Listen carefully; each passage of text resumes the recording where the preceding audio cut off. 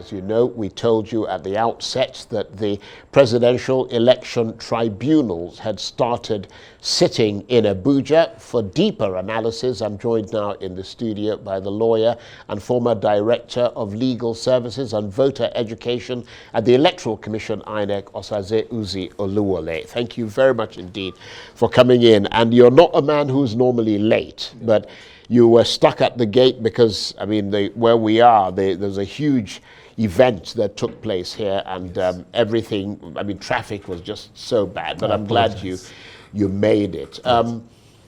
Just what's your reaction, first of all, to the fact that the tribunal has finally started sitting, the presidential tribunal? It's a positive thing. I think people were getting impatient already, but it's a process, and we had to go through all the process. The petitioners had to file their papers, and the respondents had a right to reply to their papers within a given time. And considering all the time allowed by law, this is the time that it's now ripe for hearing of the petitions, going to not hearing per se, but at least going through the pre-trial stages, scheduling the order of things to be done, and doing the case management so that henceforth going forward, things can be done expeditiously and fairly. And just remind us of the grounds on which the petitioners are challenging Mr. Tinubu's victory. I suppose that they all want either for their candidate to be declared the winner or for the cancellation of the election.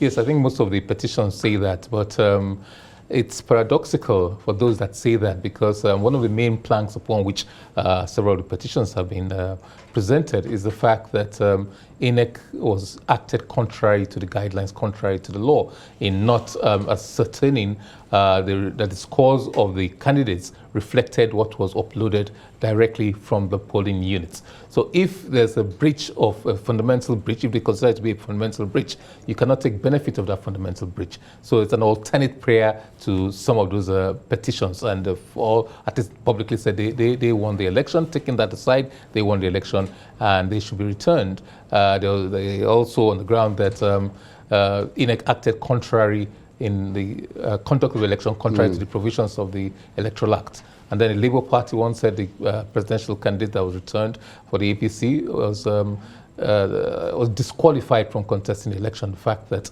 for two reasons. One, that he had been convicted, he had a drug case, so he was not qualified. And secondly, that his vice president-elect was not qualified because he was nominated for two different positions. One as a senator and two as a vice presidential candidate. You cannot be so nominated. It's contrary to Section 35 of the Electoral Act to be nominated for two different positions or by two different parties. And of course, a big issue, as you mentioned, was the issue of IREV and the uploading of results in real time from the polling units. I mean, but we still don't know what caused the technical problems, though, that INEC said says prevented it from uploading those results. Well, the onus now is on INEC to state what really happened, but I have not seen the particulars given by the Commission for so doing. And in this pretrial, if the petitioners want further particulars about that, they can ask for it. But case management, they will decide. Their strategy may be, well, I don't have to ask for particulars. The onus is on you to supply particulars. And if you don't supply particulars, perhaps those paragraphs in your petition should be struck out, because you must particularize things and give sufficient particulars so that the other side knows the case you're presenting. It's a double-edged sword. The other people might say, oh no, if you want further particulars, you ask me for them. And there's also what we call interrogatories. Interrogatories are further questions which they can serve on the commission. They say, look, we want to know exactly what happened. So they can serve interrogatories, answer these questions. Who hosted this platform? What happened? Why were people not able to upload? Did you change the password? Or things like that. They could ask for interrogatories. But I'm not aware that has been done yet. We haven't seen that yet. But in this pre-trial stage, it's a case management stage, some of these things might come out. And of course, both sides, or all the opposing sides, laboring under the illusion or the delusion that they will emerge victorious, but the real challenge will be how to move this country forward after the verdict, whatever the verdict is. Yes, you use strong words there. I don't know whether they are delusional when they are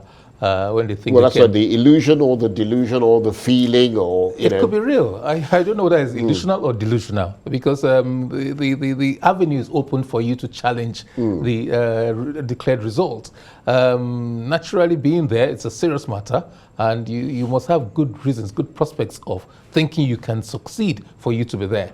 I don't think a person who presents a petition, except it's an obvious abuse of process, I don't think it could be delusional. But you're right, there's a challenge. This is just one step. We haven't started. The good governance will come after the tribunal, after the elections, after the tribunal, because the tribunal is the conclusive part of the elections. That's the concluding part. One way or the other, the Court of Appeal will rule, and whoever is dissatisfied will go to the Supreme Court. But once the Supreme Court pronounces on that, that may be an end.